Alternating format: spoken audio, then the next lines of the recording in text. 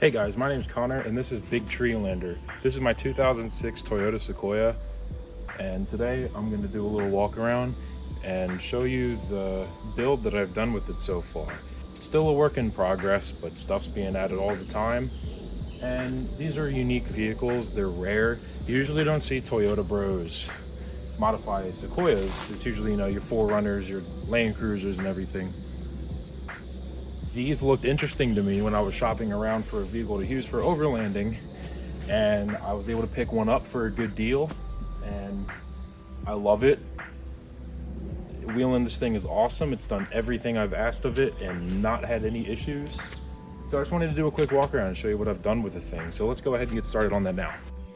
All right, so without further ado, we'll go ahead and we'll start with the engine. This is the 2UZ FE V8. This is a 2006, so this was the facelift, you could call it. This is the 2UZ that got the VVT, and the horsepower was up from, what was it, about 248, I think, to, depending on who you ask, 278 or 282 horsepower, and about 310 pound-feet of torque. Engine is completely stock. It's extremely muddy. I just got back from a trip to Peters Mill Run, Virginia, and I have not been able to wash the engine bay. As you can see, it's gotten pretty muddy. But yeah, no, the engine is completely stock. Timing belt was done. The maintenance has been done, but no modifications really. Timing belt was done. That's gonna have to be redone, not before too long. But not really much to go over in here. It's just the stock 2UZ. So next up we have the lighting. These are just some Amazon special Tundra / Sequoia headlights that I got to replace the stock ones. The stock ones were really yellowed and nasty. No matter how many times I polished them, no matter how many times I put clear coat on them, they just didn't look right. And I'm a bit of a sucker for the form. The fitment is okay. It's what you would expect from a Chinese Amazon pair of headlights. The actual bulbs are swapped out from the halogens that were on it to LEDs. They were, I forget the name of the brand. I'll put a link in the description if I can find it for everything that I've done to it. They were the one from AutoZone. It was about $110, I believe, for the pair. The fog lights, those are just the stock fog lights with the yellow wrap. The trails have really beat up the wrap. I need to go ahead and just bite it and buy some actual light pods to go in there that are amber yellow. Those are also swapped to LEDs as well. Between those at night, it's fantastic. I have them angled correctly, so I'm not blinding everybody, and I'm able to see everything on the night at night on the trails. It works great. Couldn't ask any better or any more. The ditch lights are Nightlight ones from Amazon. I don't know the size of them. They were a pair that we have had for a while. My dad has a Jeep and he bought these to go on the front of his bumper, and he just didn't like them, and there was a mount to put them on the hood for typical ditch lights, so I went ahead and did it. They are super bright. I don't use them during the nighttime on the road. Obviously that's illegal, and we don't not do illegal things here. And they are wired up to a switch in here. That is from Cali Raised LED. That's who made my switch. Good switch. It works. It's not buggy. The blue lights that come on them were pretty bright though, I have to say. And the wiring harness, I try to keep everything neat. And luckily, the Sequoia came from the factory with a little, I don't know, it was like a little rubber nub thing that stuck out, so you cut the tip off, and it's perfectly sized to fit the wires through there. And it comes through by back there by the light, and it goes under behind here, and it's wired right into the switch there. So next up, we'll run about wheels, tires, and suspension. The wheels are Rough Country Steelies. They are 17 by 9. They're a bit on the heavy side, but I wanted the Steelies, and they work great. They're very durable. You know, they're a Steely. What can you expect from them? Wrapping them is a pair of Falcon Wild Peak AT3s. They are 33s, 285 70 17s. I know people say it time and time again in this community about how great the Falcon Wild Peak tires are, but they're fantastic. In the rain, on the road, they're amazing. We've done some snow wheeling in some deeper snow. It's about a foot to about a foot and a half, which is a lot for here. We live in Maryland. We don't get snow like we used to. Yeah, in the snow, these things were awesome. They didn't slip at all. I always had traction. They were good in ice. I mean, they're fantastic tires. They're quiet on the highway, and they look pretty good too. They're a little bit aggressive for an all-terrain. So the front suspension is from first gen off-road.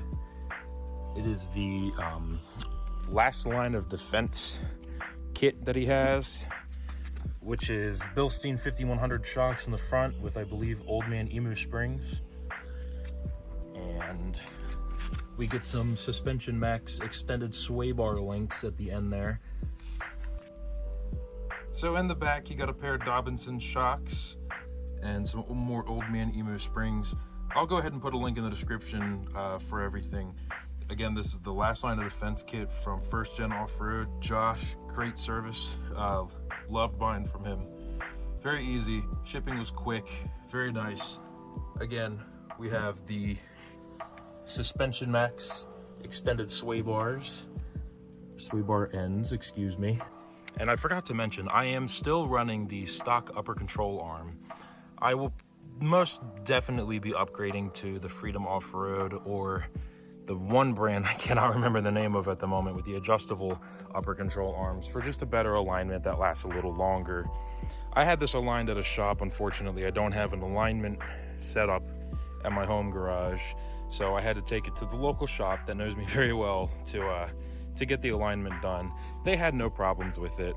It wasn't too much for their system, so it's great. It's a suspension kit that you can get. You can fit 33s on your Sequoia, and you can immediately hop on the trails, and you're not going to run into any issues with it being a little too crazy. So I will add, with this suspension setup and the 33s, I don't know what was going on with mine specifically. Nobody else that I've seen with this setup has complained about this, but I did have to trim some of the fender liner here and some of the pinch weld there in the back just a little bit, because the tires were rubbing like a full lock in reverse for some reason. If anybody that is more knowledgeable about this than I am can chime in with why that might have been the case, that'd be awesome. But after a little bit of trimming, no problems really. Sometimes over large bumps, if there's a bump then a hill right afterwards, it will rub for just a split second. I'm not sure where. I'm thinking it might be in the front bumper right there. So I'm gonna do just a small Viper cut when I get the time. Just trim a little bit off the bottom there. Hopefully that'll stop it. But on highway driving, even over the largest pothole, you're not gonna get any rubbing once you just trim a little bit off the back there. But that's about the only thing I can say about fitting 33s on a Sequoia with the least amount of work. Like this, suspension setup was pretty mild. Once I did that, no problems on the highway, and only on the largest bumps you'll find on East Coast trails have I had issues with rubbing. So I can't really complain too much. So up on top, currently I just have the Ironman 4x4 Delta Wing 270 XTR 143 awning, and I've used it a lot in the rain, actually, on a couple trips, and we've been under here with chairs and everything, and I was a little bit nervous because there's the gap between the body and the awning, but I was shocked that no rain gets under there. And it is a 270 degree awning, so it does go all the way around back and covers up this tailgate. And the tailgate,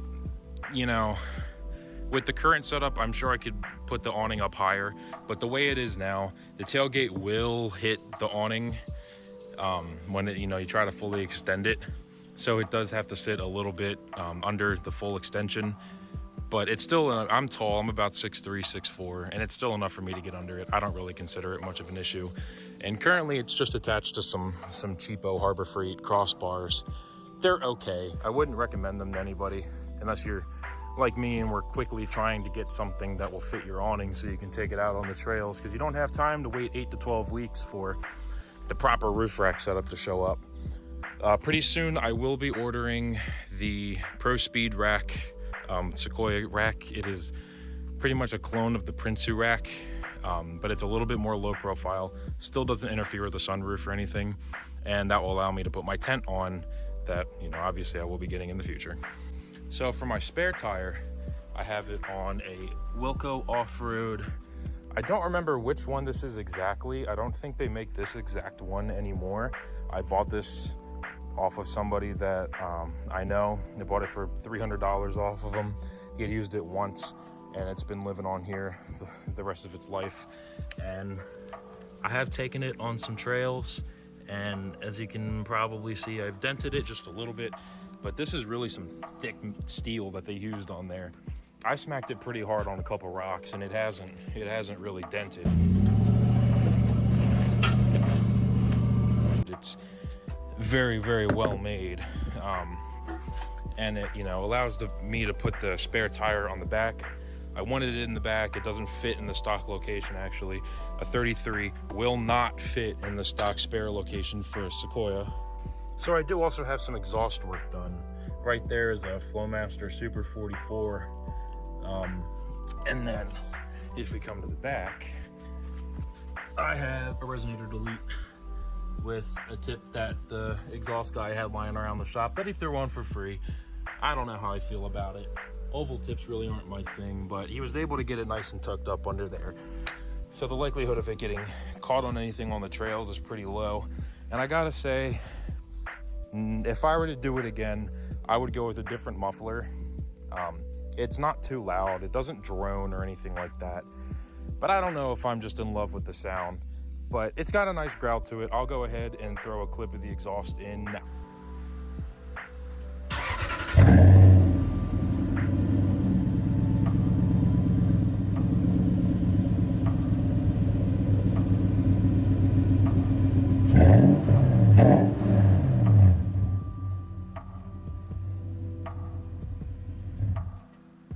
Okay, yeah, I mean, it sounds good, I'm not gonna lie, but if I had to redo it, I would definitely change the muffler. Now moving on to the inside, this is an SR5, but I actually got lucky. I had the leather seats, and even luckier than just having leather seats, they're heated, which is awesome.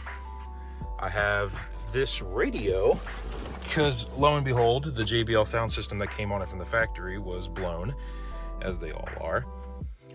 I had this Boss Audio head unit put in. I'm not even going to bother putting a link for it in the description. It was expensive, and I don't like it. The Apple CarPlay on it, because it does have a wireless CarPlay and Android Auto, the wireless CarPlay on this thing is buggy as hell, and I wouldn't recommend this thing to my worst enemy. It hasn't given me issues in a couple weeks, but it, you know, only time will tell. You know, next time I try to go anywhere, it's probably not going to work on me again. And I don't remember what speakers they were I put in there. Again, not going to link them. I definitely wasted money on this sound system. The mids and highs sound good, I'm not going to lie, but there is zero bass. I don't understand how the upgraded JBL sound system on these vehicles did not come with a subwoofer. I think they might have had little ones up there in the original setup, but again, they just blow within the first 10,000 miles of the vehicle's life. If you somehow have a first generation Sequoia with a JBL sound system that still works, you are a lucky man or woman, because that is rare and it probably will break soon. I do have a radio. I don't remember which one this is exactly, but it is a Midland. I will go ahead and put a link in the description for that as well. I would totally recommend this thing. This thing is awesome. It's small and it's high powered, and I'm able to communicate very easily with people very far away. I think the farthest I've been able to talk to somebody was about 1.5 miles on a GMRS station, and that I was impressed. Honestly, I was impressed for the price. So I'm still going to put it in the description, but the model of the radio is actually the Midland MXT115. Again, it works awesome. So if we hop into it, this is my little command station. I have the antenna up there right on top. If you can see it, it's nice and small right there. I was worried that wind or trees would knock it off, but it sticks up there with the magnet, and it has not fallen off on me once yet. I have the handheld screwed into that mount right there. Comes with double-sided tape. Just, you know, throw it away. It's not worth it. Even though it's right here by the shift lever, it's, you know, it doesn't interfere with anything. It's a convenient spot for it. The dash, unfortunately, is very bubbly and round, so it's hard to find a flat spot to mount that. So that's where I ended up going with, and I'm actually very happy with how it turned out. It's very easy to access it. If I need to quickly call somebody on the trail, you just pop it out. When you're done, put it right back in. Easy as can be. All right, so I think that about does it for just a brief overview, walk around of the build as I have it at the moment on BigTreeLander here. I have not even had the vehicle for a year yet, so I haven't had the opportunity to do a whole lot, but I'm adding stuff to it all the time. I'm always doing little modifications. This is the first video that's going up on the channel, so I think I might stick with this some more, show the things I'm doing, show my processes for how I do things, because there's not a whole lot of content on these vehicles. There's a couple great channels out there like the Frasers and some other ones that are really good. Bay Area Sequoia, he has got a really cool build.